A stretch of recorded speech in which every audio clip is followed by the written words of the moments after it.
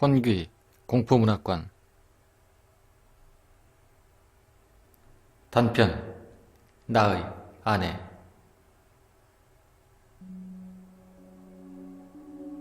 내 인생은 꽤 잘 풀리는 듯했다. 주립대학을 졸업했고 페이가 꽤 괜찮은 사무관리직으로도 취직도 했다. 하지만 문제는 내 인생엔 뭔가가 빠진 그런 느낌이었다는 것이다. 내게는 사랑이 필요했다. 인생을 함께할 아내가 필요했던 것이다. 하지만 내가 아는 여자들이라고는 직장에 있는 못생긴 여자들밖에 없었다. 어느 날 저녁 직장에서의 긴 하루를 마치고 집에 와 난 콜라 한 캔을 까면서 컴퓨터를 켰다. 나는 최대한 빠른 시일 안에 애인을 구하고 싶었던 것이다. 이제 남은 유일한 방법은 인터넷 데이팅 사이트뿐이었다. 그렇게 유명한 곳에 등록을 하고 빠른 매칭이 되기를 바라며 나의 관심사를 적어 넣었다. 그리고 다음날 아침 다시 컴퓨터를 켰다. 그런데 밤사이 매칭된 결과는 단 2개뿐이었다. 그런데 이상하게도 그 둘 중 한 명은 우리 회사의 엄청 못생긴 여자 직원 중 하나였다. 그리고 나머지 한 명은 프로필 사진이 없었는데 그 이름도 낯설었다. 하지만 나는 너무나 절박이기 때문에 그냥 한번 질러보자는 심정으로 그 아가씨에게 메시지를 보냈다. 오늘 밤 근처의 카페에서 만나자고 말이다. 그렇게 메시지를 보낸 후 약 3분쯤 후 답장이 왔는데 승낙이었다. 나는 결과에 매우 들뜨면서도 어떻게 될지 살짝 걱정도 됐다. 그날은 평소보다도 업무가 너무 많아 난 퇴근할 무렵 완전히 녹초가 되어 있었다. 하지만 소개팅의 흥분에 그런 피로 따위는 잊고 얼른 집에 가서 옷을 갈아입은 후 그 카페로 향했다. 카페는 집에서 5분 거리라 가는 건 문제가 아니었다. 카페 안에서 곧 소개팅 상대를 만날 마음의 준비를 하고 있었다. 그런데 그때 굉장히 놀라운 일이 일어났다. 내 인생 최고의 미녀가 내게 다가오고 있었다. 무엇보다도 눈이 제일 돋보이는 그런 아가씨였다. 세상에서 제일 매력적인 눈을 가진 그런 회색의 눈이었다. 그렇게 잠시 아름다운 그녀의 눈동자에 시선을 빼앗겨 있을 때 그녀는 어느새 내 앞에 다가와 활짝 웃으며 안녕하세요? 라고 인사를 건네왔다. 제 이름은 크리스티예요. 인터넷에서 사진을 봤는데 그쪽이 데이비드 맞으시죠? 목소리조차 아름다운 그녀의 말에 난 네. 근데 전 그쪽 건 전혀 본 적이 없네요. 라고 대답을 했고 나의 말에 그녀는 활짝 웃어주었다. 우리는 이미 운명적인 인연이었던 것이다. 그렇게 첫 데이트는 성공적이었다. 우리는 꽤나 많은 공통점을 가지고 있었다. 데이트 후 그녀의 허름한 아파트에 그녀를 내려주고 첫 키스를 나누었다. 이때 나는 세계에서 제일 재수 좋은 놈이라는 그런 생각이 들었다. 그래, 이젠 모든 게 다 잘 될 거야. 나는 그렇게 크리스티와 불과 4달을 사귀고 나서 그녀에게 프로포즈를 했다. 나의 프로포즈에 그녀는 매우 들뜬 목소리로 승낙해 주었다. 우리의 결혼식은 평범했고 하객은 다소 적어 썰렁한 기분이 들었다. 결혼식 하객은 나의 어머니, 그리고 크리스티 아버님, 또 친한 직장 동료 몇 명, 그리고 그녀의 친한 친구 몇 명이었다.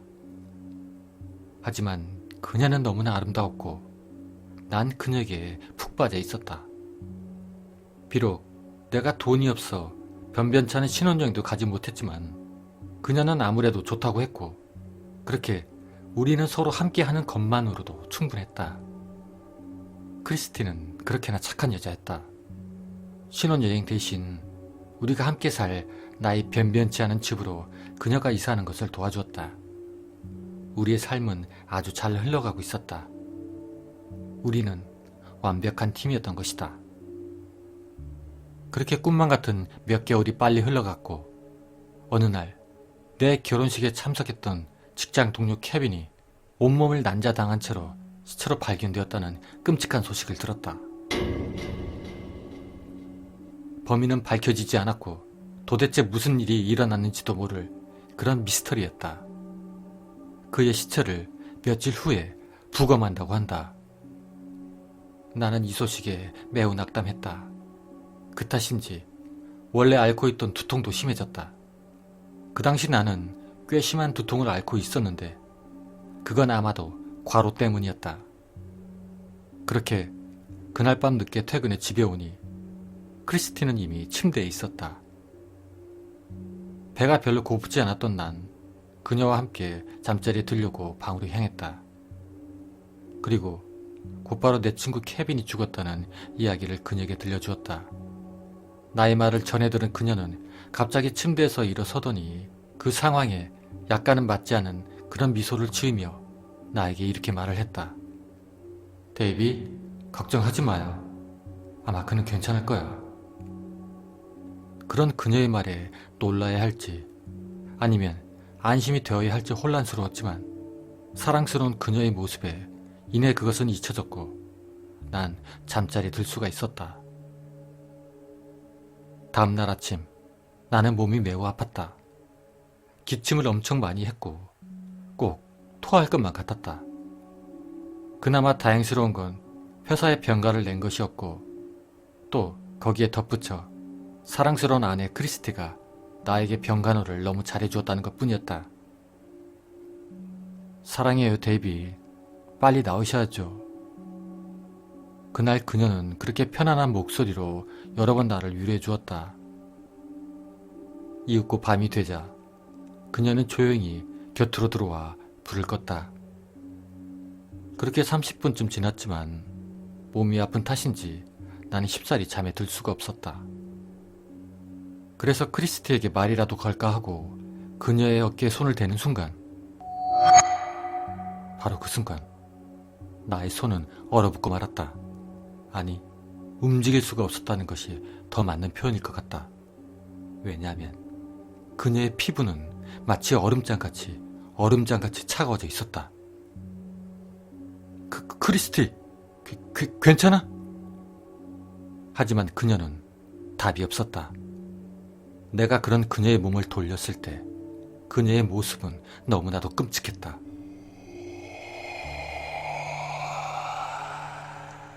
난 내가 지를 수 있는 최대한의 비명을 지르며 그녀를 밀치고 화장실로 뛰어갔다. 왜냐하면 내 눈에 들어온 크리스티의 모습은 눈알이 빠진 채 피 묻은 눈알 구멍과 핏줄이 다 드러나 있었고 창백한 피부는 늘어져 있었다. 다른 디테일은 어둠에 눈이 완전히 적응되지 않았던 터라 확실하진 않았다. 엄청 놀란 난 그렇게 화장실에 앉아 울다가 잠시 잠이 들었던 것 같다. 시간이 흘러 다음날 아침 잠에서 깼는데 정말 놀라웠게도 몸은 개운했다. 하지만 전날 밤 보았던 것이 떠오르자 또다시 곧바로 겁에 질려버렸다. 너무 많이 울었던 탓인지 시야는 다시 흐리고 뒤틀려 있었다.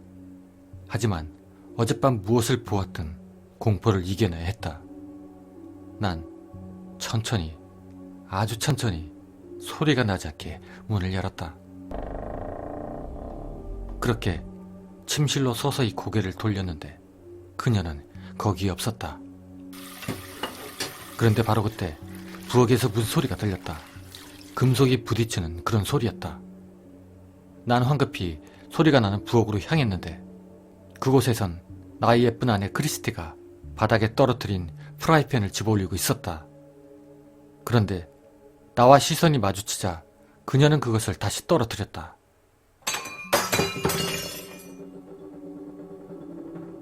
도대체 어제 무슨 일이었어요? 그녀가 화났다기보다는 걱정되는 듯한 그런 목소리로 내게 물었다. 그런 그녀의 물음에 나는 거짓말을 했다. 어제 그래 토할 것 같아서 화장실에 갔었어. 나의 그런 대답에 다행히도 그녀는 미끼를 물었다. 데이빗, 그랬었군요. 어서 빨리 나와야죠. 그녀는 내게 가볍게 볼키스를 한 후 다시 아침을 만들기 시작했다. 주말의 시작이 그다지 좋진 않았다. 그렇게 그녀가 아침을 만드는 사이 난 내가 어제 무엇을 봤던 건지, 도대체 무슨 일이 일어났던 것인지 곰곰이 생각해 보았다. 하지만 전혀 설명이 되지 않았다. 잠깐 헛것을 본 거였겠지? 하며 지나가려 했다. 하지만 그것은 꿈에 나타났다. 그녀의 생명이 없는 몸뚱이, 빠져있는 눈알. 하지만 무엇보다도 최악은 바로 그것의 행동이었다. 그 시체는 마치 꼭두각시 인형처럼 서서는 내게 얼굴을 들이대며 살이 썩어가는 그런 악취를 내 코에 풍겨댔다.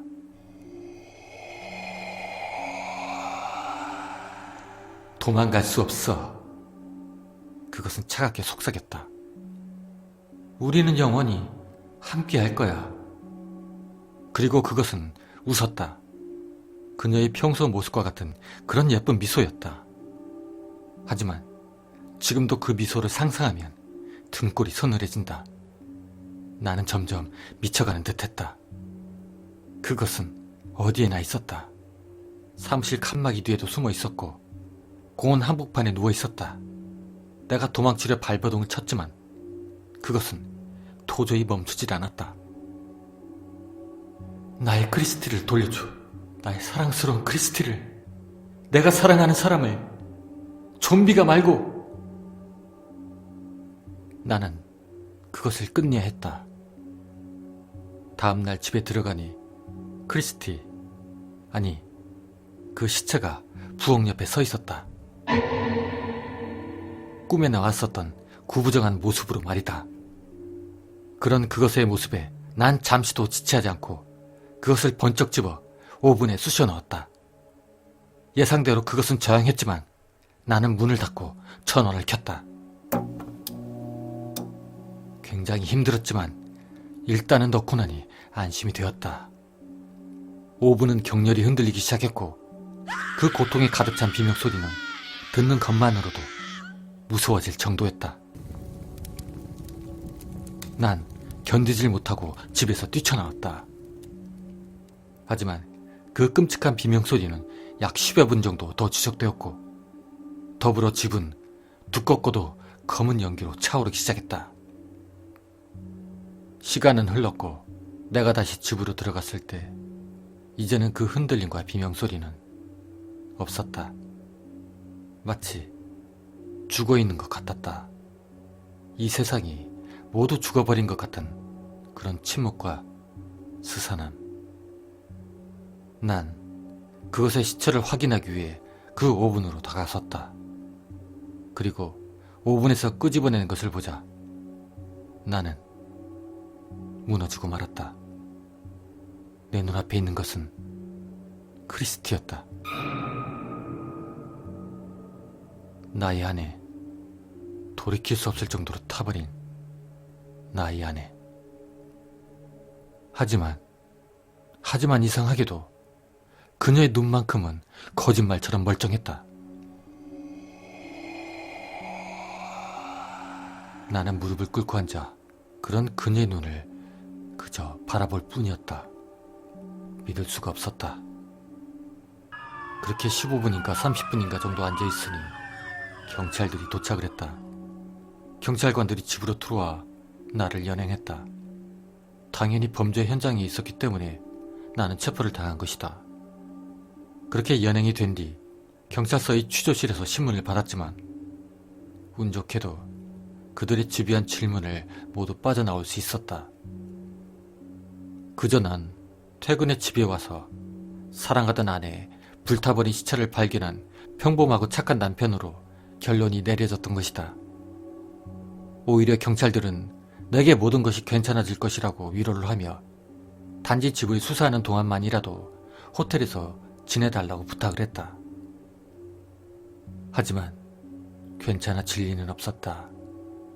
내가 무슨 짓을 했는지 나 자신은 뻔히 알고 있으니까 말이다.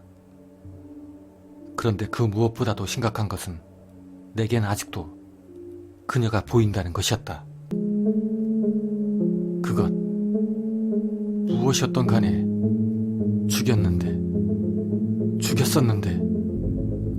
죽였었다고. 난 내 자신을 절대 용서할 수가 없었다. 나 스스로, 나와 그녀 모두의 인생을 망쳤으니까 말이다. 이제는 그만하고 싶다. 하지만 지금 이 글을 이렇게 적고 있다.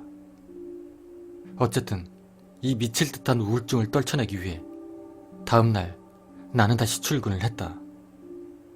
차를 주차하고 사무실 문으로 다가서는데 그때 사무실 문 앞에 노란색 테이프가 쳐져 있었다. 그리고 문에는 작은 쪽지가 붙어 있었는데 화학물질 노출에 의한 유해 작업 환경 때문에 이 건물은 향후 공지가 있을 때까지 폐쇄 조치함. 주 보건국. 그렇게 써있는 쪽지를 읽는 동안 등골이 서늘해져 왔다. 이것이 내게 무엇을 의미하는지 지금 당장 알아봐야 했다. 나는 다시 차에 올라타 근처의 병원으로 쏜살같이 달려갔다. 병원의 문을 열어 젖히자 환자는 나밖에 없었다. 난 간호사의 안내를 받아 담당 의사를 만났고 그에게 난 내가 화학물질에 중독되지 않았는지 검사를 해달라고 했다. 그리고 그렇게 검사를 마친 잠시 후 의사의 진단은 내가 바로 그 화학물질을 흡입했기 때문에 장애가 생겼다는 것이었다. 그런 의사의 말에 나는 벌벌 떨며 그 화학물질의 부작용을 알려달라고 했다. 그러자 의사는 무언가 적힌 종이 쪽지를 들여다보며 나에게 그것을 읽어주기 시작했다. 알겠습니다. 그럼 지금까지 밝혀진 이 병의 부작용에 대해서 알려드리겠습니다.